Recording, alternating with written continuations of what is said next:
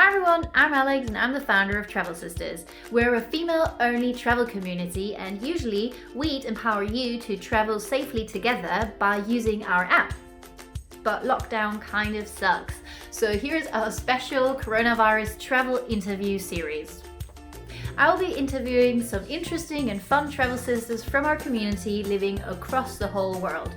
And if you want to join and have a travel chat with me as well, then make sure to join our group and let us know.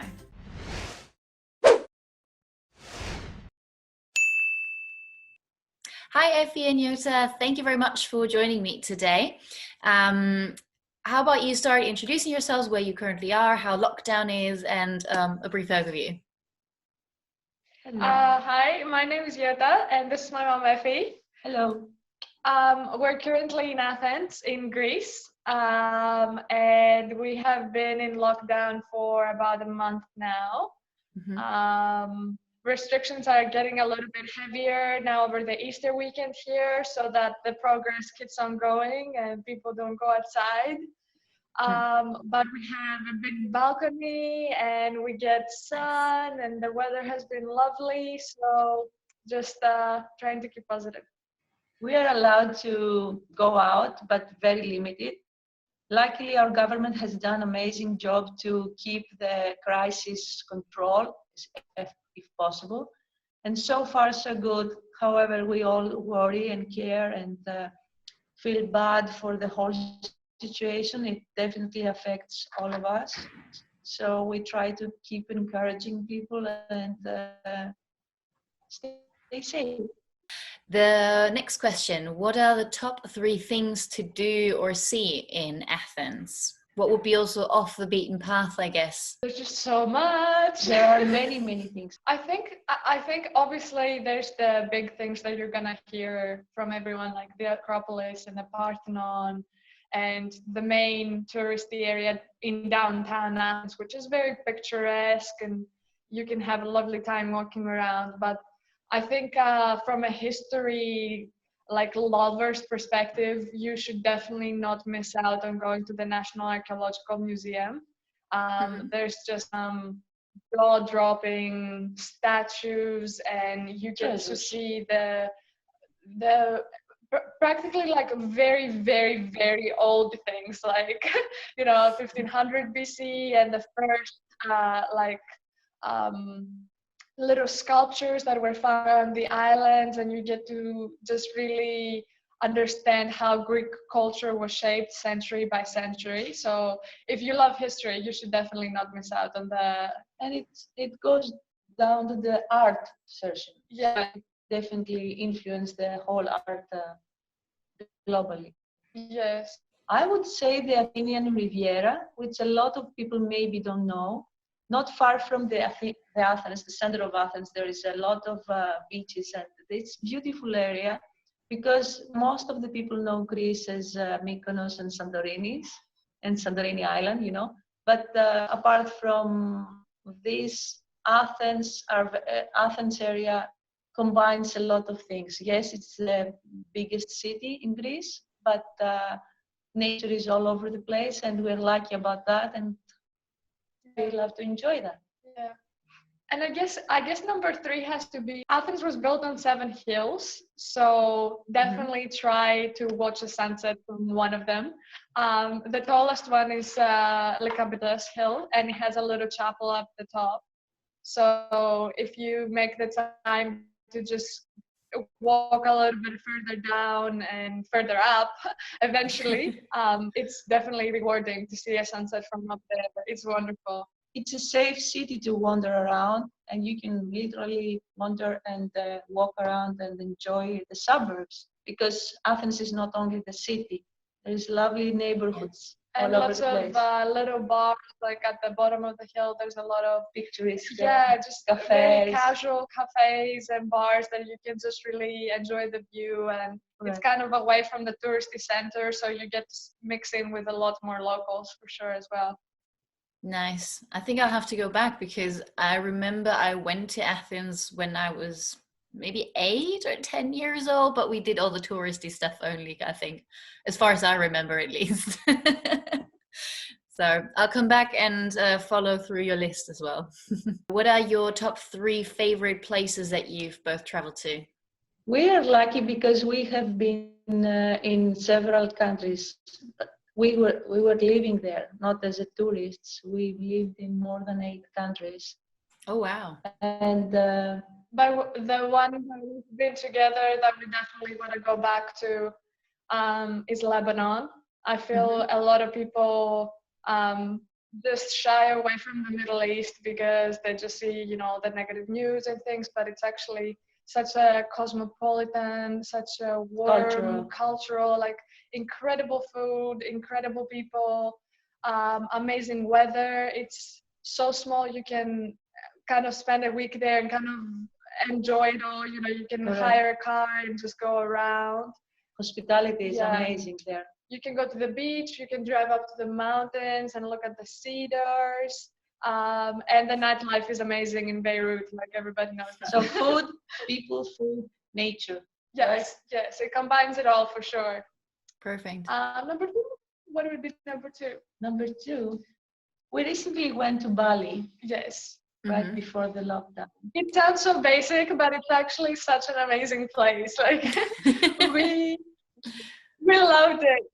We loved the fact that you could just really, no matter what kind of traveler you are, whether you like the party or whether you like the beach or your family or you just want to have a quiet retreat, like there's something for everyone on the island. We felt safe, which is very important. Yeah. Especially for those that they are looking for. Yeah. You know, we say adventure, we say travel, go travel, but safe adventure. Yes, safe adventure. And again, people there that are so hospitable and open to explore and tell you more about their area, their city, their village. It's beautiful. It was really beautiful, and the food was great. The food was we great. were so impressed. Very clean. Very clean for an Asia country. You know, there are so many things about Asia that we ignore, and because we have lived also in Philippines, in Manila, coming from another Asia part, we consider something similar, but no, we were so impressed. It was clean, safe, very, very nice. Yeah. And number 3.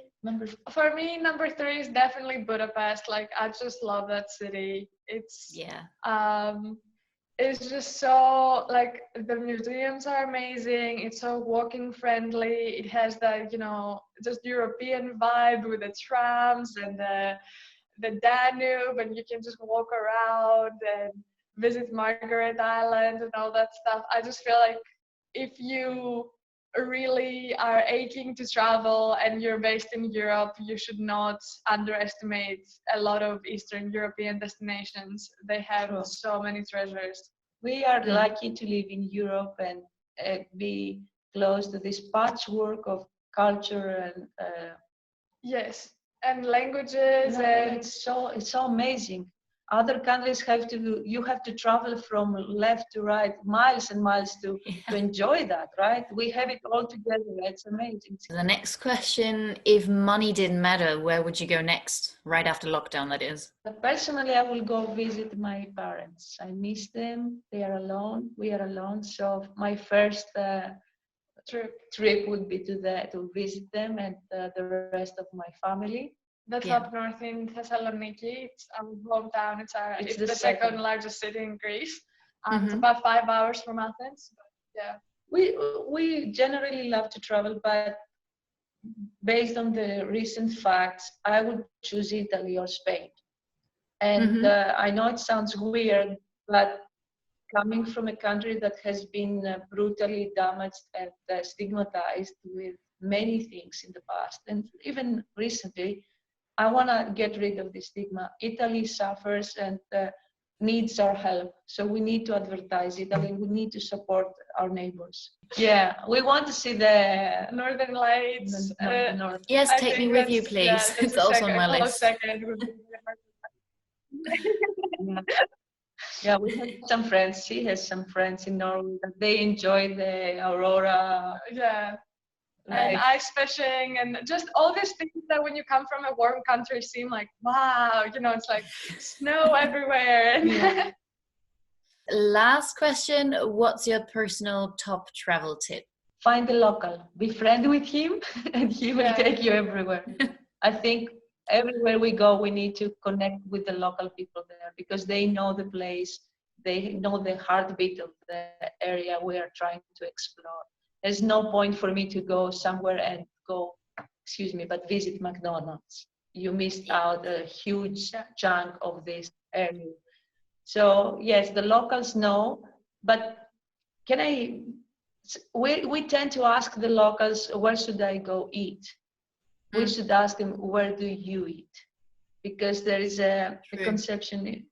They might think that what we are looking for is a burger, or what we might look because blah, blah, blah, it's a something. So yeah, that's the definition of traveling for me. Yeah, there's more soul to traveling when you connect with the locals, for sure, and we look after that. Best case scenario, you will have a friend. Yeah. For me, it's more practical. I think you should always pack underwear in your carry-on. Like, I don't know what happens, but you should just have the basics on your carry-on just in case something happens to your checked bag.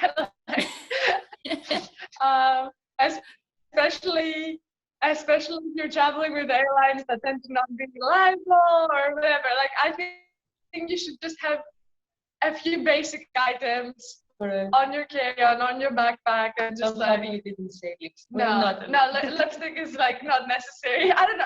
For some people, it might be like pack your lipstick. Yeah, totally agree. My luggage has been lost as well, and that was painful. Just sitting there, it's like, okay, I need a wardrobe. Luckily, the luggage actually arrived, I think, the next day or 2 days later, so it wasn't too bad. But I've had friends where the luggage just arrived like a week later. It's like, okay, we need to go shopping, we need clothes, we need something.